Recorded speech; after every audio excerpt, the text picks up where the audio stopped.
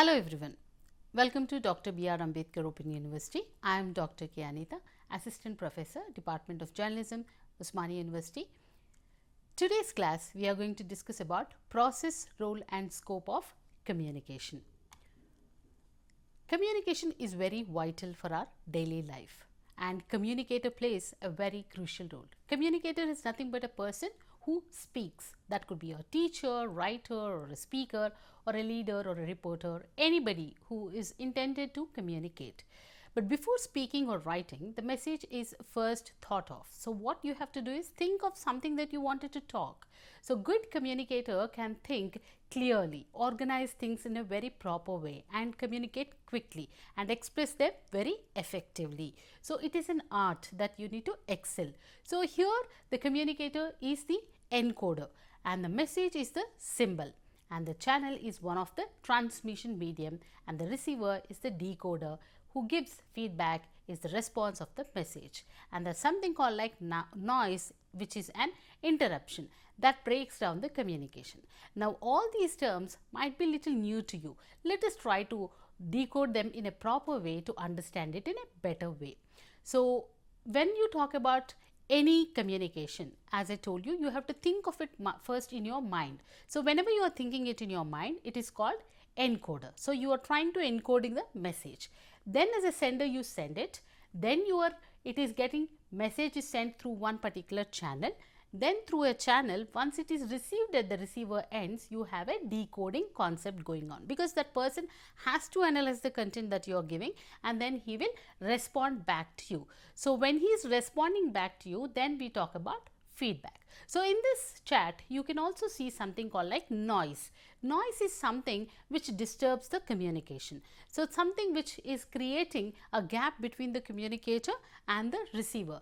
But when we go into more details about this, the communicator, as I said, the one who initiates the communication, and how he initiates, he formulates that message in his mind before, then he forms it in a message thing through a channel. Channel can be anything. If it is a direct communication between you and me, my mouth is a channel.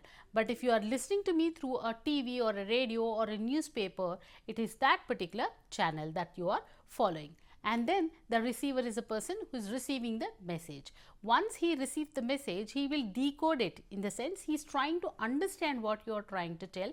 Actually, the receiver is looking for meanings in the message which is in common to both of us. When I am communicating to you, you should understand the way I wanted you to understand. You understand it in the other way, then definitely it has got disturbed. So which tells that clearly to the sender that the message is properly communicated? The feedback. So if the feedback is the way you expect, then the communication is successful.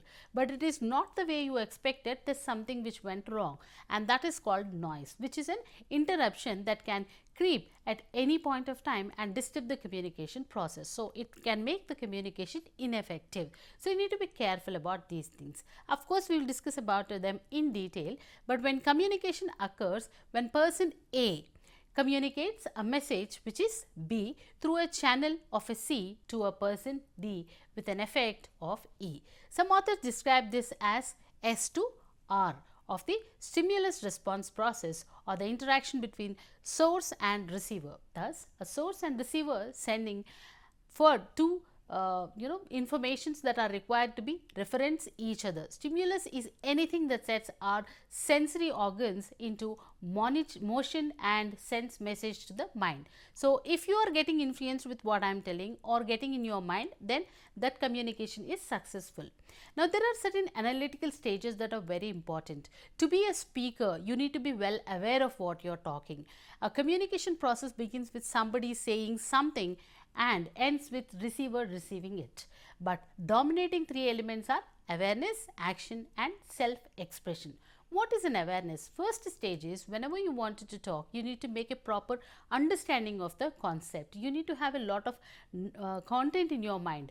Prepare as per your target people are and create the content. So having an awareness is important. And then communication should not spot at stop at one creating awareness. It must lead to action. Whatever I am telling, it should also influence you and you should implement whenever you are trying to communicate. So, people actively participating, involving in that is the core purpose of any communication. And self-expression, it begins as external communication but turns into self-direction expression through repeated activity and satisfaction. So, as you keep continuing effectively, you will understand where you are going wrong, how you should improvise and how can you do it better. So, studying this process constantly and understanding improving yourself is very, very important in this analytical 3 stages: awareness, action and self-expression. There are various factors that actually influence the communication. As per Aristotle, who says that we have to look at 3 things: the speaker, the speech and the audience. He meant that each of these elements is vital to communication. We can organize our study of the process under heading of the speaker. The speaker is nothing but the sender and the speech is nothing but the message that you are trying to give. And finally, the listener is somebody who is the receiving end and also we call him as a receiver. So, in 1947, Claude Shannon, a mathematician, and Shannon Weaver, these are the 2 authors who are also electronic engineers, presented a model which is called as a communication, how communication works in a telephonic system. So, as long as you are communicating to a person directly, where you have an interpersonal communication going on. But when there is a machine or a device included, there comes another different level of type of communication, which is called a telephonic system or any other electronic system. So, they said that the factors in communication are the source, transmitter, message, receiver and destination. Here you can look at another important element introduced in this model, which says transmitter. Transmitter is a channel through which it is going, but transmitter can also create disturbance but it is a vehicle that is carrying the message also.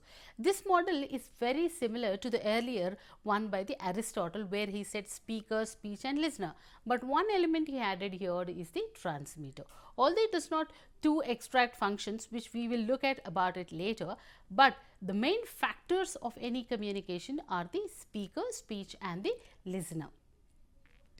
So, the role of communication in society is about throughout the history, man has struggled to create new ways of sharing ideas, speech and hearing first. Later, it is with the body language like gestures, raising eyebrows or smiling. These gave birth to letters and figures. So, it took nearly 5 lakh more years advance for purely overall communication to be earlier and the writing of a clay table. So, like this traveling of the printing has happened. Slowly once printing has come, lot of improvement has come in the process of communication. Once the printing has come, later next level is the communication revolution through photography, television or film or radio and many other satellite communication means. So, the role is changing every time from time to time. We will discuss about in detail in coming session, but definitely it has started with something called like spoken word, gestures and then later telephone and film, and now today we are in the satellite and social media communication.